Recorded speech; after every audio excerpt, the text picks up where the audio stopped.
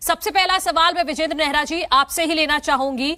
बाकी सब एक कॉमन ही सवाल रहेगा, बाकी सब ये बताएंगे उन्होंने हार से क्या सीखा, लेकिन बीजेपी से मेरा सवाल है कि इस जीत से आपने क्या सीखा और इस जीत के बाद क्या आपको लग रहा है कि बीजेपी की 2024 की राह वाकई आसान है? देखिए मनु जी, ये जो भारतीय जनता पार्टी को हमारा जो गठबंधन है उसको आदमपुर के उपचुनाव में जो प्रचंड जीत मिली है, इसके लिए आदमपुर की जो जागरूक जनता है, नहीं प्रचंड आप वाकई में क्या कह सकते हैं इसको विजेंद्र जी?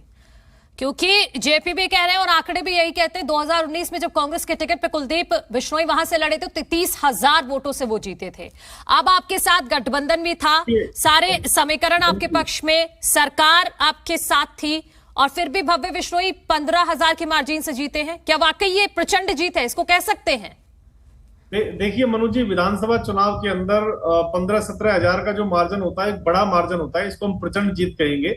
और जिस तरह से आदमपुर की जनता ने भारतीय जनता पार्टी और हमारे गठबंधन को आशीर्वाद दिया है, भव्य बिश्नोई जी को जो भव्य जीत दिलाई है, उसके लिए आदमपुर की जो जागरूक जनता है उसका हम धन्यवाद प्रकट करते हैं, आभार प्रकट करते हैं। और ये जो जीत है मनु जी, ये मोदी जी और मनोहर जी की जो नीतियां हैं और हमारे आदरणीय प्रदेश अध्यक्ष श्री ओम प्रकाश धनखड़ जी का जो संगठन कौशल है, हरियाणा में जो भाजपा का मजबूत संगठन है, हमारा जो गठबंधन है, और भारतीय जनता पार्टी के तमाम जो कार्यकर्ता जिन्होंने वहां पे परिश्रम किया है, मेहनत की है, और वहां की जनता का धन्यवाद। इस जीत से कई सारे मायने निकल के आते हैं मनु जी। जिस तरह से आपने बताया, सबसे पहला जो निष्कर्ष निकलता है वो ये है कि जिस तरह से भूपेंद्र हुड्डा जी और दीपेंद्र हुड्डा जी बार बार ये कह रहे थे कि नहीं विजेंद्र जी, बाकी पार्टियों के बारे में बाद में, लेकिन मैं चाहती हूं कि सब इंडिविजुअली पहले अपनी पार्टी के बारे में बात करेंगे। आपकी पार्टी ने, आपके गठबंधन ने इस जीत से क्या सीखा? मैडम आप मुझे बोलने देंगी या फिर आप सवाल ही करते रहेंगे? मैं बोल तो रहा हूं, मैं अपनी पार्टी के बारे में बोल रहा हूं मैडम। हाँ। इस जीत से जो निष्कर्ष निकलता है वो ये है कि 2024 के अंदर भारतीय जनता पार्टी जीत की हैट्रिक लगाएगी।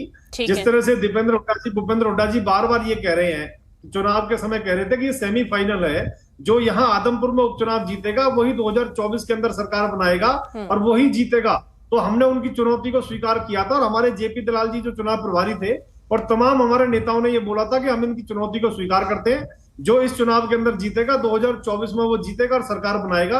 जनता ने स्पष्ट अपना बहुमत दे दिया है कि भारतीय जनता पार्टी 2024 के अंदर तीसरी बार लगातार जीत की हैट्रिक लगाएगी।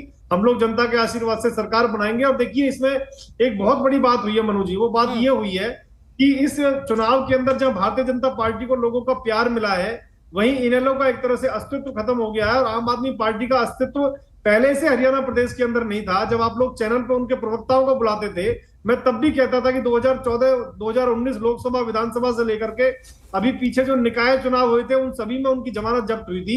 और इस चुनाव के अंदर खुद अरविंद केजरीवाल जी, भगवंत मान जी, दो मुख्यमंत्रियों ने चुनाव में प्रचार किया। उसके बावजूद लगभग मैडम सुनिए।